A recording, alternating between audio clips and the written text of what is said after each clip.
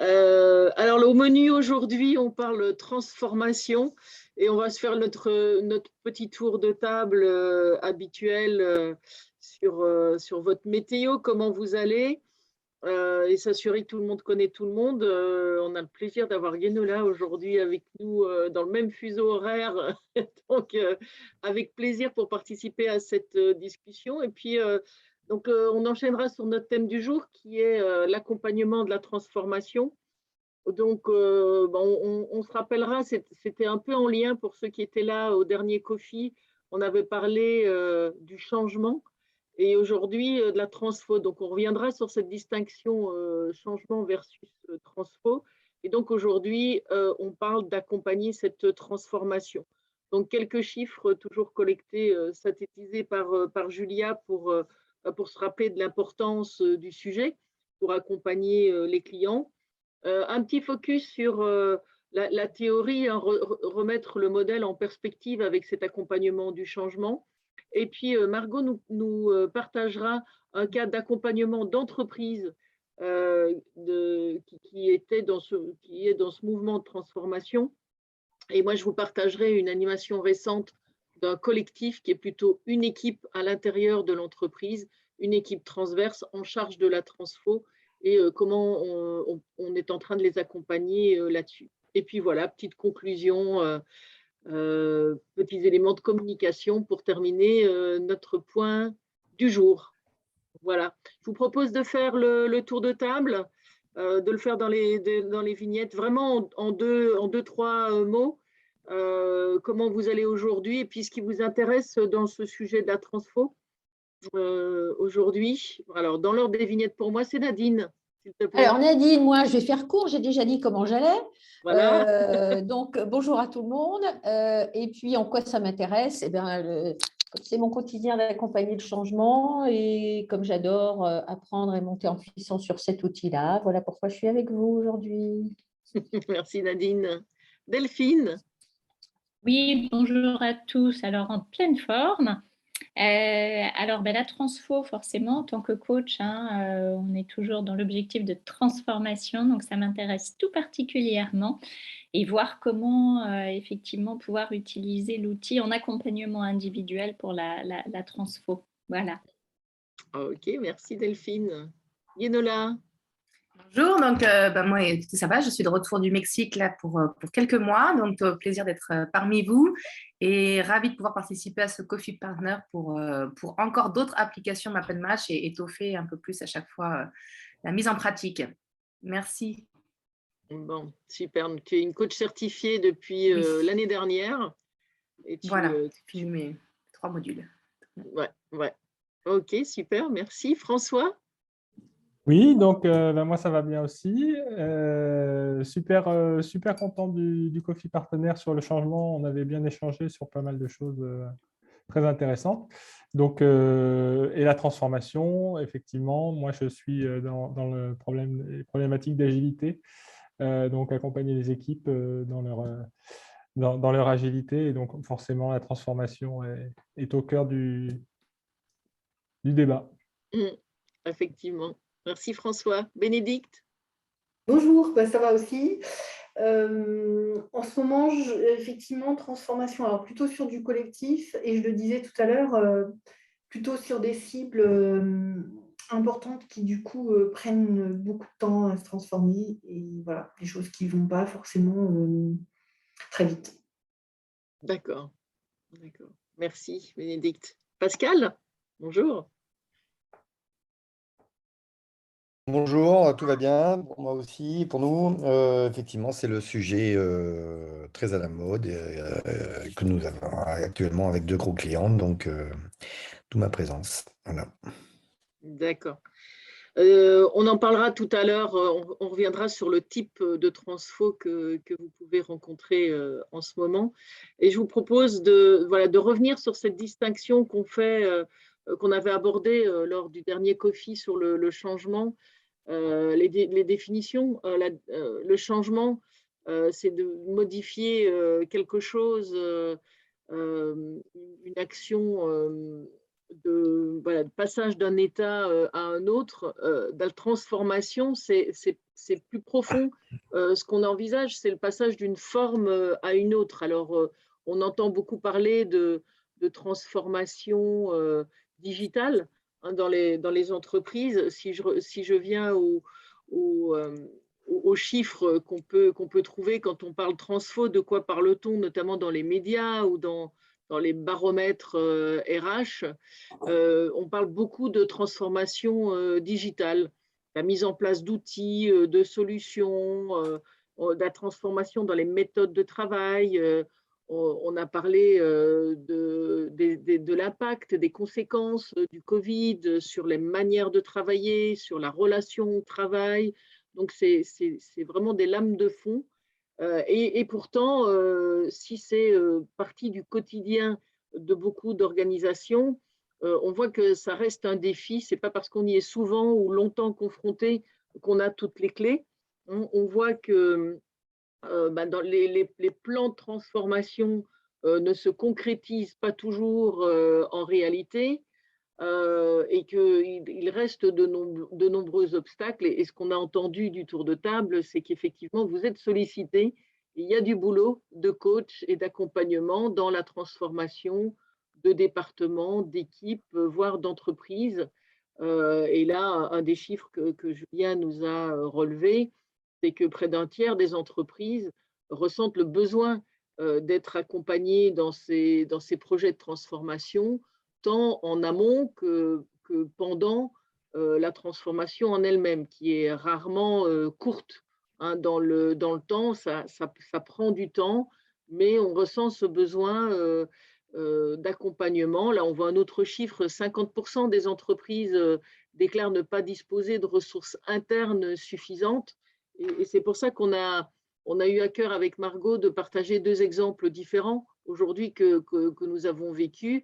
L'une où c'est toute l'entreprise est mise à contribution, et le deuxième exemple, c'est au contraire une équipe transverse où on est allé chercher des personnes d'horizons différents à l'intérieur de l'entreprise pour former une équipe pluridisciplinaire en charge de la transformation. Donc j'imagine que vous rencontrez ce type de configuration aussi dans vos accompagnements. Alors, on peut utiliser le chat, mais on n'est pas si nombreux autour de la table, autour de l'écran. Est-ce que c'est essentiellement des transformations digitales ou quel autre type de transformation vous êtes amené à aborder dans vos accompagnements? Culture. Changement de transformation de culture. Culture suite à un rachat d'entreprise américaine par une entreprise française. Oui. Là, effectivement, il y a un chemin à parcourir. Quoi d'autre? Bonjour, désolée d'avoir été un petit peu en retard, je rattrape en cours. Bonjour donc, Valérie. Bonjour Valérie. Moi, dans mes précédentes expériences en tant que chef de projet et en charge de la mise en place de systèmes d'information RH, tu transformes les pratiques RH et là, clairement, tu as de la transformation de pratiques. On est souvent très mal staffé, on est souvent pris en sandwich et on aurait bien besoin d'accompagnement. D'accord. Oui, on revient sur cette idée, on manque de ressources, d'où l'intérêt de se faire accompagner par un œil extérieur aussi, hein, dans vos valeurs ajoutées. Il y a le fait d'avoir un œil extérieur, de ne pas porter tout l'historique et de venir accompagner à partir d'un certain point pour amener à un autre point qui est pas toujours défini. Hein. On en avait parlé la dernière fois. La transformation, c'est aussi un process. Le changement, c'est de A à B, et puis la transformation, c'est quelque chose qui peut être un peu plus itératif, et l'horizon peut parfois un peu reculer au cours d'une transformation. Okay. Surtout de la transformation managériale, organisationnelle et culturelle. Oui. Merci Nadine. Oui, tout à fait. OK. Alors, petit point juste de remise en perspective avec notre modèle, hein, comme on aime le faire à chaque fois. Par rapport, cette fois-ci, l'angle intéressant à prendre, c'est par rapport aux dynamiques. C'est-à-dire dans une transformation, je vais avoir des dynamiques, toutes les dynamiques sollicitées, évidemment, puisque toute transformation a des enjeux humains, organisationnels, individuels et collectifs. Vous l'avez mentionné autour de la table. Et puis, c'est l'idée de se réinventer dans le cadre de la transformation. Donc, on va avoir besoin de toutes les dynamiques. On va avoir besoin, dans l'ordre de lecture que vous maîtrisez, vert, noir, bleu, rouge et jaune, on va avoir besoin de force de proposition, d'efficacité, de discernement, de pilotage et de collaboration. Alors, pour être un peu plus précis, quand je commence par l'initialisation, j'ai besoin, dans une transfo, d'une force de proposition. C'est-à-dire que ces talents de l'initialisateur, de l'initialisation, c'est les talents déclencheurs pour remettre en cause le passé, pour provoquer, accepter le changement, voir des opportunités plutôt que des menaces, anticiper les passerelles et les obstacles quand on va être dans le lancement, dans la mise en marche de cette transformation. Donc, ce n'est pas seulement être force de proposition dans les idées, mais c'est aussi anticiper les choses de manière opérationnelle. Ça se passe à la fois au niveau de la projection, de la saisie d'opportunités, mais aussi de manière très opérationnelle dans les opportunités que ce changement peut apporter.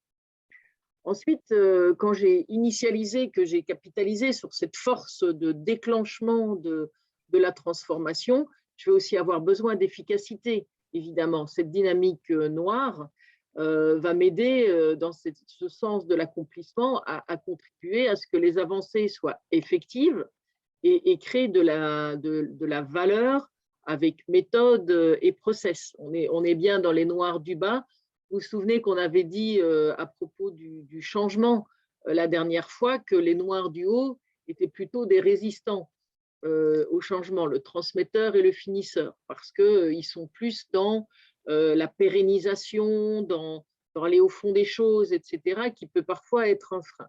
Mais si on se place dans la vue positive de ces talents, il crée de la valeur comment? Parce que le transmetteur, il va aussi aider au niveau de la transformation à faire arriver les choses en formant, en expliquant avec son apport pédagogique pour parfois, au-delà de juste communiquer, donner les infos du connecteur, le transmetteur va venir ajouter de la pédagogie, de l'explication, du tutorat pour des nouveaux comportements. Vous faisiez référence à de la transformation managériale ou de la culture. Donc, la pédagogie du transmetteur va être intéressante aussi, tout comme le finisseur qui cherche l'excellence. Quand je continue dans ce voyage des dynamiques, la dynamique bleue de la prise de recul, c'est le discernement dont je vais avoir besoin dans la transformation. Comme toujours, ces dynamiseurs de la réflexion, ces talents du bleu, ils aident à prendre du recul et à trier l'information. Donc, on va venir nourrir les réflexions de cette transformation. Cette prise de recul va nous permettre de faire du retour d'expérience et puis on continue. Il faut jamais oublier que ce cycle de création de valeur, il relance un nouveau cycle et ce n'est pas qu'une seule séquence. C'est des séquences qui s'enchaînent. Donc, ce retour d'expérience va nourrir en continu le processus de transformation et ces talents vont nous donner les clés aussi pour accompagner les équipes dans ce changement et dans la transfo. C'est le talent du coach, vous vous souvenez, qui soutient, qui encourage la performance. Donc là, ça va nous être utile aussi pour ancrer la transformation dans le comportement des équipes. Ma dynamique du rouge, comment est-elle sollicitée dans ces contextes de transformation? Ces talents de pilotage qui amènent la prise de hauteur vont permettre dans la transfo de garder le nez au-dessus du guidon, de penser toujours long terme et puis surtout de prioriser les actions, d'arbitrer entre les différentes options possibles et d'organiser avec l'ordonnanceur, le manager, organiser ce projet de transformation, lui apporter des réponses structurelles, organisationnelles, et puis articuler les choses pour créer l'engagement des équipes. C'est le talent de manager. Et enfin, dans la dynamique de régulation, en quoi est-elle sollicitée dans la transformation? J'ai besoin de cohésion, j'ai besoin de collaboration. Donc, cette énergie de la régulation va s'assurer qu'on aligne, qu'on embarque les personnes en solution win-win entre les collaborateurs, la vision, ce besoin de transformation, de faire circuler l'information, de connecter les idées, les approches avec les personnes et s'assurer que toutes les parties prenantes sont embarquées côte à côte dans cette transformation. J'ai également besoin de jaune et de cette dynamique de la collaboration. Voyez, on a trouvé intéressant de faire ce petit rappel de relecture des dynamiques en perspective avec les différents besoins de la transformation. Et est-ce qu'il y a des remarques ou des questions par rapport à ça avant qu'on passe aux exercices pratiques, aux illustrations pratiques? Moi, ce n'est pas une question, Valérie, c'est simplement que pour moi, l'idéateur, il est quand même sacrément intéressant aussi au moment de cette phase de réflexion, d'idées. On a besoin du créatif, de l'explo, mais c'est intéressant aussi pour les transformations qui touchent l'organisation d'avoir l'idéateur aussi à ce moment-là. Oui, exactement, qui crée de nouvelles choses à partir de l'existant et qui va aller chercher de la transversalité dans les solutions. Ouais. Tout à fait, tout à fait. Merci Nadine. D'autres réactions? Est-ce que, oui, moi c'est une question, c'est est-ce qu'il y a des associations de talents spécifiques à des transformations B, C, D, Y, Z, je ne sais pas, mais est-ce que vous avez oui, identifié des associations de talents idéales ou en tout cas adaptées à des transformations particulières ou pas pour l'instant? Alors, des talents particuliers ou des transformations particulières? Des talents particuliers pour des transformations spécifiques. D'accord. Alors, on a, lors du thème précédent du changement, on est allé au niveau des talents et effectivement voir quels étaient ceux qui allaient être moteurs dans le changement et ceux qui allaient être plutôt résistants. D'accord, donc je vais regarder la vidéo. Je vais regarder la vidéo. Un renvoi à ça où on rentre dans ce détail au niveau des talents. Okay. Est-ce que Margot, tu veux ajouter quelque chose par rapport à ça? Non, parce que je pense qu'on va le voir dans les illustrations. Oui, tout à fait. Ok, très bien, merci. Ok. Je te donne la main, Margot, pour que tu illustres ton exemple dans la plateforme. Oui. Alors, est-ce que je peux la prendre? Oui. Alors maintenant, est-ce que je vais être capable de la prendre? Oui. C'est autre chose.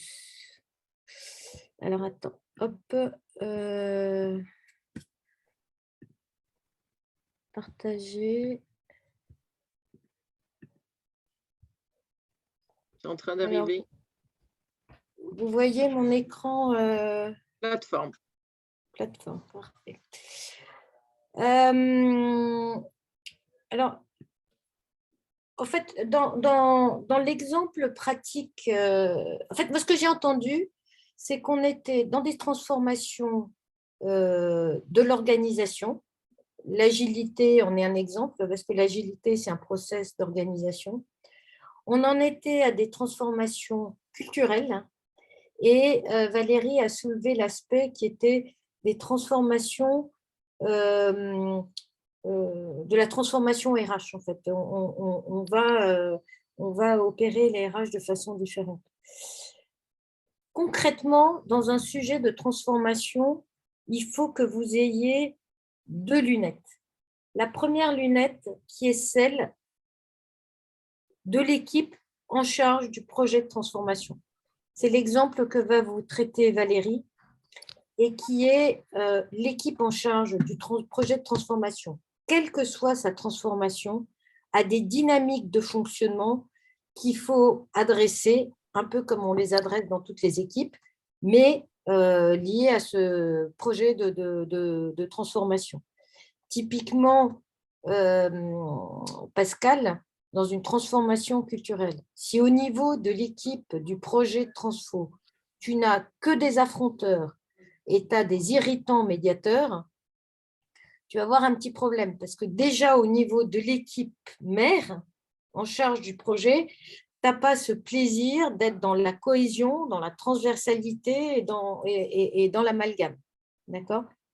Une équipe de projet de transformation qui n'est que dans le noir du haut, elle-même va être résistante au changement. Donc, il y a toute une démarche qu'il va falloir que vous releviez et que vous dérouliez, qui est de déjà réparer ou optimiser, si ce n'est pas réparer, c'est souvent optimiser, le fonctionnement dans cette équipe, dans son enjeu de transfo. Okay ? Ça, c'est la première chose. La deuxième chose, c'est que vous êtes aussi un membre de cette équipe, un membre externalisé, mais vous êtes quand même un membre de cette équipe. C'est-à-dire, dans votre rôle d'accompagnement de la transformation, vous êtes une cheville ouvrière de cette équipe en étant en charge et le sachant de MapNMatch, tout ce que MapNMatch va pouvoir donner dans une transfo. Et c'est ça ce que je vais, moi, vous montrer. C'est-à-dire que là, je ne travaille pas dans l'équipe du projet transfo, ce que vous avez à faire. Je travaille vraiment sur, aujourd'hui, en tant qu'un acteur de la transformation, qu'est-ce que je peux apporter par la lecture des talents MapNMatch. Premier élément, c'est de faire passer à tout le monde le profil T5. Le message par rapport à ça, parce que vous aurez sûrement des clients qui vous diront « Ah, mais le test, ils vont tout vouloir, ils vont croire qu'on va les sélectionner, machin, etc. » Un message qui est de dire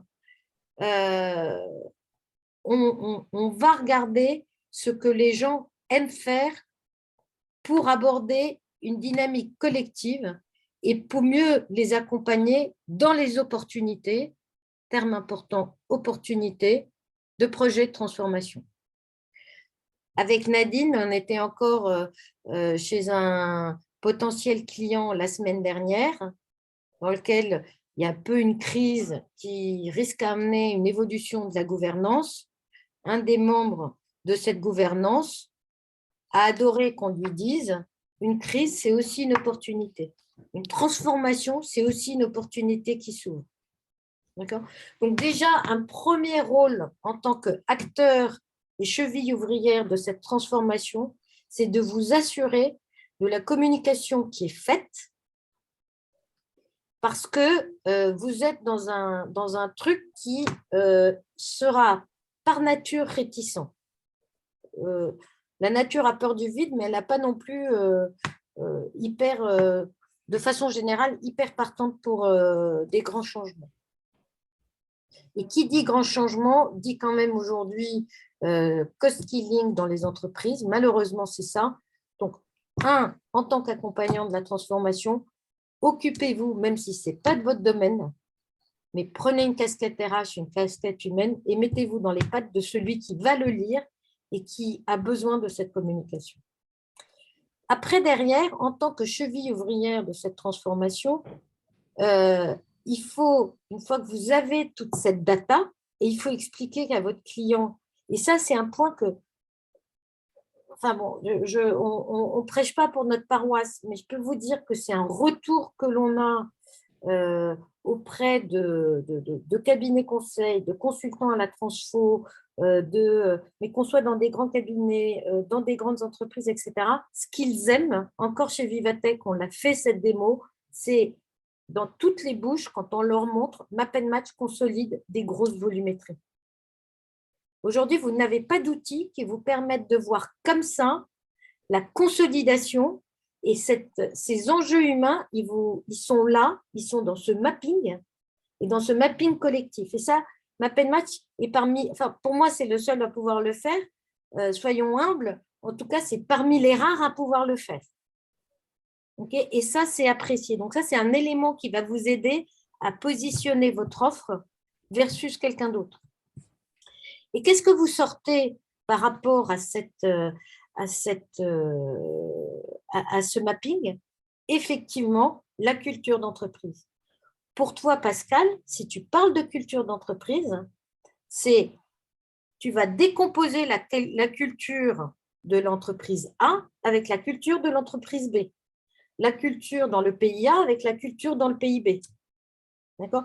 Et donc, tu vas voir qu'est-ce qui est homogène, qu'est-ce qui ne l'est pas. Quand on accompagne la transformation de la fonction RH, on va voir la culture de l'entreprise. Nous, c'est ce qu'on a fait chez Sanofi, ma peine match est née avec Sanofi, la transformation de la fonction RH en France, 400 personnes qui passaient de RH généraliste en centre de services partagés. Qu'est-ce qu'on a vu dans le mapping des 400 personnes? On a déjà vu que, est-ce que c'était effectivement des RH généralistes dans les veines, enfin dans l'ADN? Est-ce que certains avaient, qu'est-ce qui avait plus envie de prendre un rôle de business partner? Qu'est-ce qui avait plus envie de prendre un rôle de fonction transverse, etc. Quand on accompagne une transformation agile, comme on l'a fait sur le canton du Jura, il y avait une DSI du canton du Jura, donc c'est une entité publique suisse.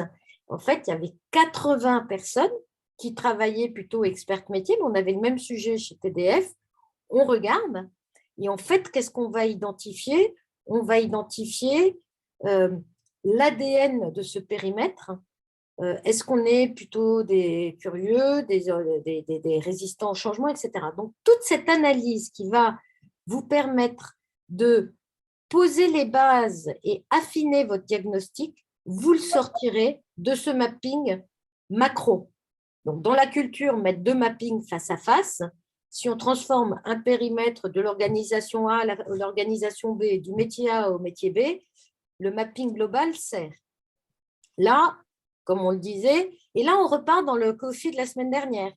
Les résistants au changement, les curieux au changement, ils ne se projettent pas.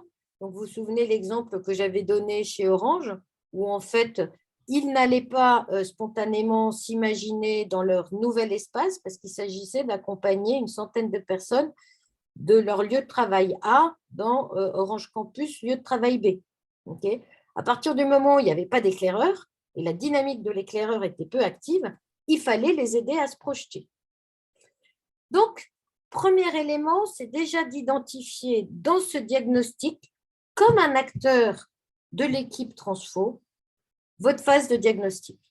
Affinez votre phase de diagnostic. Et cette phase de diagnostic, elle va aboutir à une phase qui se fait toujours dans ce que j'appelle en chambre, toujours comme un acteur cheville de l'équipe Transfo, qui est d'aller identifier nominément les résistants, les ambassadeurs, les facilitateurs et les entraîneurs.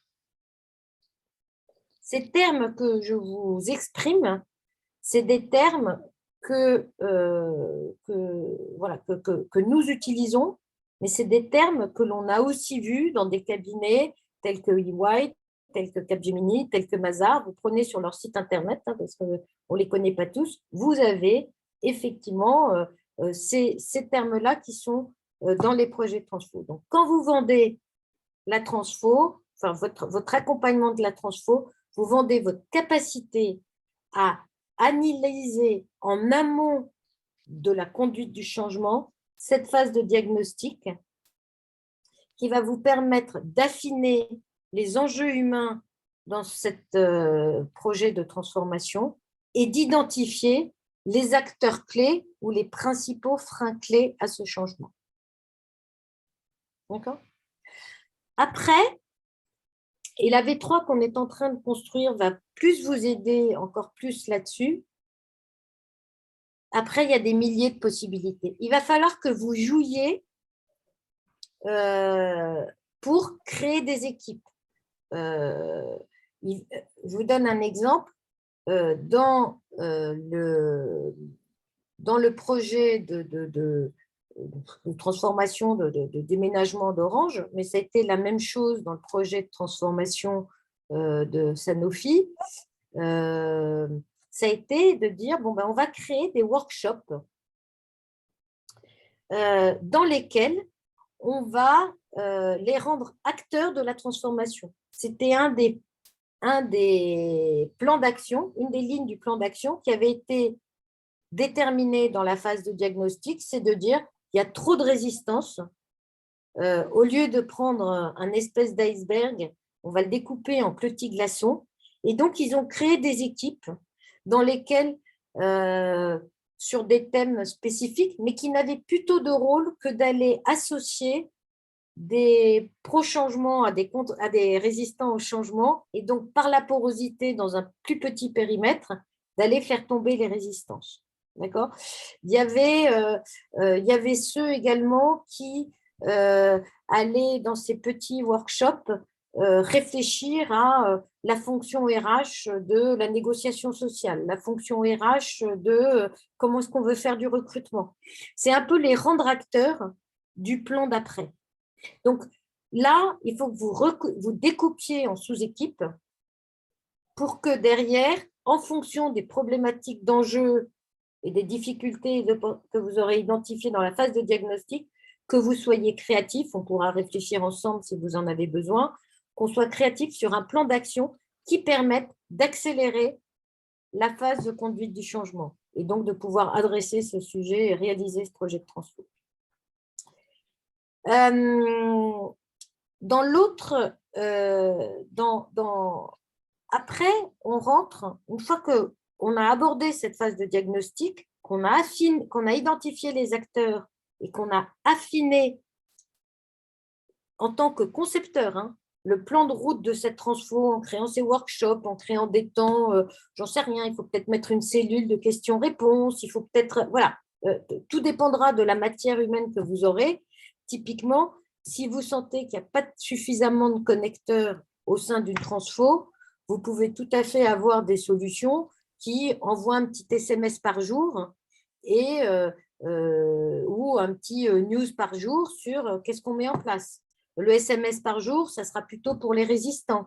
Les petits workshops en individuel de co-création, ça sera typiquement si on n'a pas suffisamment de curiosité. Donc, à chaque périmètre aura ses solutions spécifiques. Il y a un point qui est lié à l'agile et qui fait mouche quand on le présente. On l'a encore présenté chez Vivatech. Ça a été c'est vraiment tout le travail que François, qui est là aujourd'hui, a mené, qui est de dire, aujourd'hui, on a des postes de l'agile dont les responsabilités sont véritablement non, je suis sur Human Capital, dont les responsabilités sont clairement définies parce que vous avez des référentiels qui sont SAFE, plutôt référentiel européen, et SIGREF, celui de SIGREF en France, qui va déterminer quel est le rôle du Scrum Master, quel est le rôle du Product Owner, etc.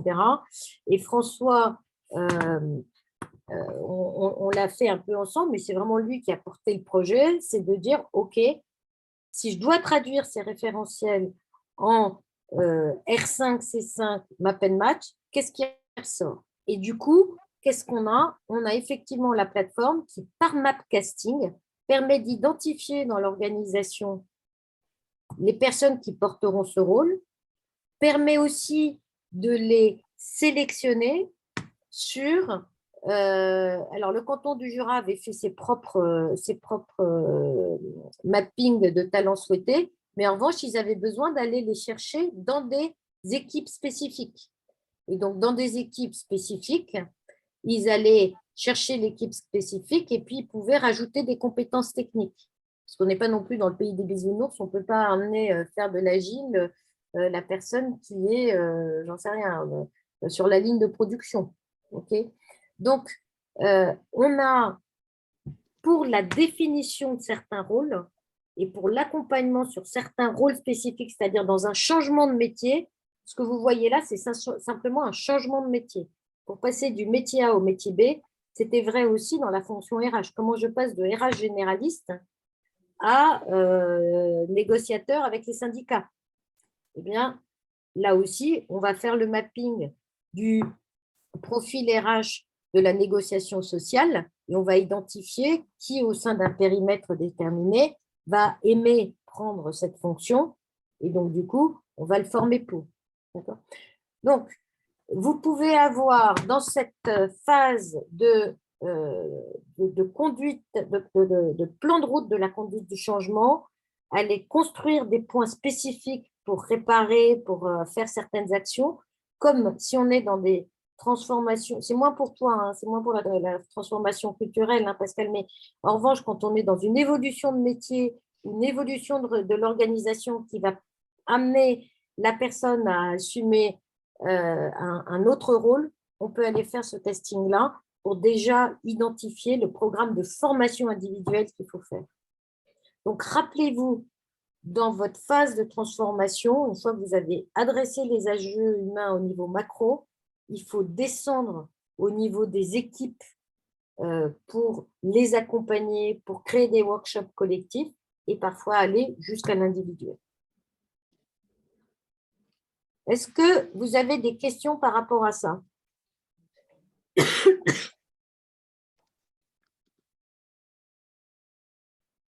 Alors, soit je vous ai assommé, soit c'était très clair.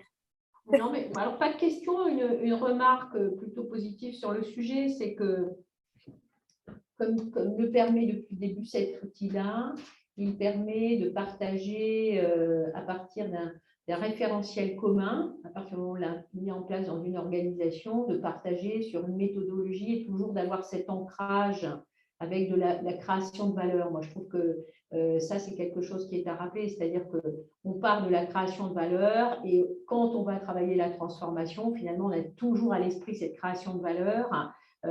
Et du coup, ça donne beaucoup de cohérence dans la manière de conduire le changement.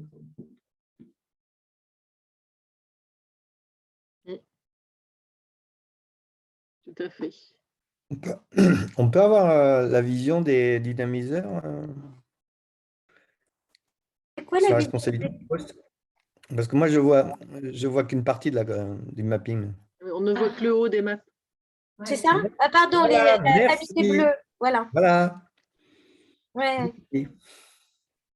Si tu as besoin un jour sur l'agile, je te conseille de voir avec François qui en rêve la nuit.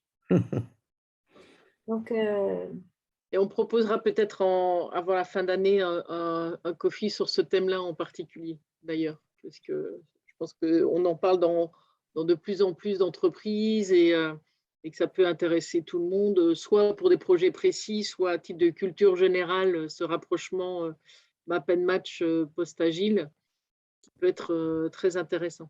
Oui, et puis je continue à évoluer sur le sujet parce que j'en rêve la nuit d'ailleurs. Donc, il n'y a pas de souci. Volontiers. Merci François. La perche tendue a été saisie. On en reparle. Super. Alors, autre exemple qu'on évoquait, qui est l'accompagnement d'une équipe transverse de transformation. Donc, c'est une équipe de 11 personnes. Donc là, on est effectivement dans l'autre cas de figure où, comme je le mentionnais tout à l'heure, on a des personnes qui ont des responsabilités, des scopes différents et qu'on désigne pour faire partie d'une task force, d'un groupe de travail, pour être force de proposition et dérouler un programme de transformation dans l'entreprise. Vous avez sous les yeux le profil du collectif. Donc, la demande était comment on peut accompagner cette équipe qui ne travaille pas au quotidien ensemble, hein, puisque une task force, ça se réunit régulièrement, mais ça vient en plus des métiers habituels et quotidiens de chacun. Comment est-ce qu'on peut les accompagner à être efficaces ensemble pour être les moteurs de cette transformation? Donc, évidemment, on a demandé à chacun de réaliser son profil P5. On a eu une partie de découverte des uns et des autres dans l'exercice classique de mieux se connaître et et pour mieux travailler ensemble. Et puis, on a passé pas mal de temps sur le collectif en consolidant les différents profils de ces parties prenantes à cette task force et d'analyser leur fonctionnement. Et juste après, on fait l'exercice de les mettre face à leurs enjeux de transformation. Donc, rapidement, sur l'analyse de cette équipe, on voit qu'ils sont présents sur toutes les dynamiques qui sont très complémentaires.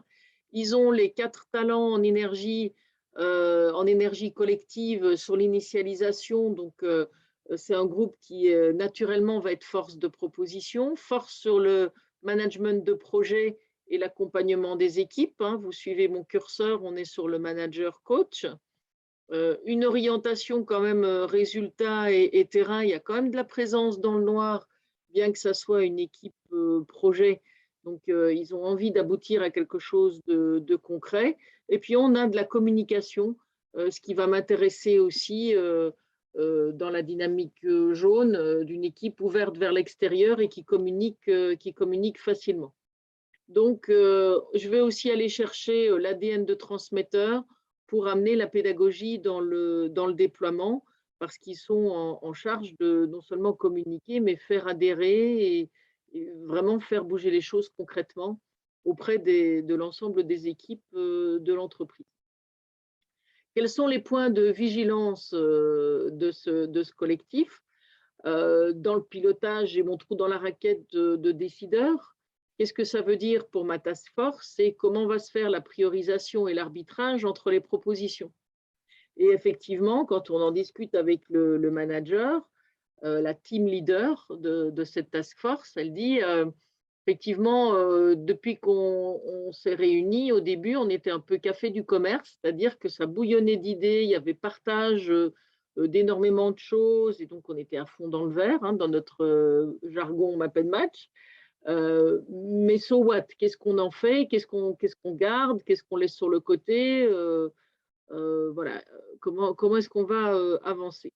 On voit qu'il y a un trou dans l'expert, donc il n'y a pas le réflexe d'expertise. Le risque, c'est de négliger l'intérêt d'avoir des référents et des référents techniques sur la manière d'avancer. Alors, il se trouve que ce sont des managers d'équipe qui se reposent sur l'expertise de leurs équipes et qu'ils comptent appeler aux besoins à l'appui de leurs réflexions et de leurs décisions. Dans la dynamique de régulation, vous vous souvenez, on a dit que dans la transfo, c'était quand même essentiel. Là, on note qu'il y a quand même peu d'énergie dans la recherche de cohésion et d'alignement au-delà des contributions individuelles de chacun sur sa discipline. C'est typiquement dans une task force composée de métiers différents, on va être particulièrement vigilant à cette dimension de médiation qui est je recherche des solutions gagnant-gagnant. Donc, on n'est pas là chacun. C'est vrai qu'on représente son bout de gras, on représente son département, ses enjeux, mais il faut également être ouvert à la recherche de solutions win-win avec les autres. Donc, c'est un point de vigilance pour une task force. Et dans la prise de recul, on voit que le coaching est plus fort que les 2 autres talents qui sont en zone de confort. Hein, l'expert, on en a parlé. Mais que l'écoute du conseiller, ce n'est pas vraiment une force de cette task force. L'avaliseur qui est l'analytique, aller chercher de l'information, aller décortiquer pour bien comprendre les choses et être dans le dialogue, aller poser des questions, aller chercher les bonnes pratiques des uns et des autres pour alimenter la réflexion, ce n'est qu'une zone de confort et ça ne va pas être en haut de l'agenda particulièrement. Donc, c'est important pour une task force transversale d'avoir ces dimensions-là. Maintenant, on a fait l'exercice après ce diagnostic avec le team leader de dire à votre avis, de votre fenêtre de leader de cette task force, de quoi avez-vous besoin? Et on a abouti à cette caractérisation R5-C5, donc des responsabilités pas mal Q2. On retrouve la décision et l'exécution en disant, bon, maintenant, on a démarré le brassage d'idées, etc., on a une stratégie qui est définie par la direction. Donc, on ne nous attend pas dans le design de la stratégie, mais on nous demande maintenant d'entrer dans le concret. Donc, je suis bien dans Q2, ils en ont défini des axes, donc on est Q3 en fait. Et pas Q2. Priorité à la réalisation, donc R5, pour faire bouger les lignes concrètement et dans leur manière de travailler ensemble, de garder un rythme soutenu de déploiement. La décision, parce qu'il faut de l'arbitrage, avec tout ce bouillonnement d'idées qu'on a eu maintenant, il faut trier, il faut arbitrer, il faut prioriser. Et en plus, eux, ils avaient un deuxième enjeu qui est on top of my current job, ça vient par-dessus tout le reste, je dois aussi prioriser dans mon emploi du temps à dédier à ce projet de transfo. Donc, il y a à l'intérieur du projet et puis chaque participant avec soi-même d'être capable de refuser certaines choses ou de réallouer des ressources à son poste pour dégager du temps et des ressources pour ce projet transverse. Et les deux autres R5, on a réflexion, médiation, évaluation, qui sont, on nous attend sur des KPI, c'est une attente de la direction, donc c'est clé pour la direction d'avoir un pilotage par l'analyse. Et puis, au cœur des attendus, de la médiation pour l'alignement et de la réflexion, comme le soulignait Nadine, effectivement, ce souci du transversal, de l'alignement entre des concepts, entre des attentes, entre des propositions qui étaient mis au cœur des enjeux. Complété par les deux autres dimensions du jaune, on l'a dit, faire circuler, communiquer l'information et coordonner de manière très opérationnelle. Et cette qualité d'écoute du conseil, où il faut qu'on mette en place en intelligence collective de cette task force une ouverture au dialogue, à l'échange de bonnes pratiques et l'écoute des besoins de l'entreprise pour pouvoir bien y répondre. Ce qui est intéressant, c'est qu'on a fait cet exercice-là, comme je vous le disais, en amont avec la team leader de cette équipe projet, et puis on l'a soumis au collectif, en atelier collectif. On a fait les steps habituels, découverte des profils des uns des autres avec le jeu du qui est qui. On a partagé les forces, les risques du collectif. Et puis on leur a présenté en disant, voilà, ça c'est ce qu'on a préparé en amont, mais c'est ouvert à critique, c'est ouvert au challenge. Et voilà ce qui s'est passé. En collectif, ce qui était intéressant, c'est que ces membres de Task Force transversale ont dit, ah oui, mais on nous attend dans cette attente de la réalisation et de faire bouger les choses, etc. Dans cette attente de décliner la stratégie qu'on nous a donnée en plan d'action concret et en plan de transfo, l'intelligence collective du pilotage de projet, pour nous, elle est en haut de la liste. Donc, on en est venu à un R5 de management pour organiser le déploiement des projets dans le cadre de la stratégie qui est définie en amont. Donc, ils ont renforcé ce Q3 et du coup, on ne pouvait plus avoir que 4 R5. Et donc, c'est l'évaluation qu'ils ont descendu d'un cran en disant, mais finalement, le pilotage par KPIs, par tableau de bord et par analyse à fournir au CODIR notamment, c'est une compétence complémentaire qu'on reconnaît à sa juste valeur, on ne va pas l'éliminer, mais elle descend d'un cran, ce n'est pas une responsabilité clé de notre groupe, mais c'est quelque chose qui va nous permettre de dérouler les projets, de rendre compte, de communiquer et de mieux piloter. Et donc, on voit comment ce C5 d'évaluation est venu renforcer, est à l'appui de la responsabilité clé d'articuler les projets et de créer les conditions pour que la transformation arrive réellement. Après, évidemment, le step 3, ça a été de travailler sur des plans d'action. On a mis côte à côte le profil de l'équipe avec ses attendus Et on a déjà identifié les pistes de travail, notamment sur la visibilité, l'échange d'informations qui n'étaient pas forcément au rendez-vous, la médiation, la réflexion. Enfin, il y avait plein de pistes qui sont venues concrètement alimenter leur manière de travailler ensemble. Et on a passé du temps, une demi-journée sur cette partie-là. Ils ont dit, mais c'était un temps nécessaire à prendre plutôt que de foncer tête baissée, côte à côte, finalement, à chacun apporter nos idées, mais comment les mettre ensemble pour créer de la valeur commune. Le mapping, map and match, à la fois de leur profil et mis en perspective avec ces attendus sur lesquels tout le monde s'est aligné, leur a fait gagner énormément de temps et d'efficacité. Voilà, des questions sur cette autre manière d'accompagner la transfo sur une équipe transverse? C'est juste une remarque où je me dis, tiens, c'est quand même étonnant. On est sur une équipe qui est en charge de la transfo et il n'y a pas de R du tout dans le vert. Parce qu'ils sont dans une phase de la gestion de leur projet où ils ont déjà passé cette phase d'initialisation. Okay.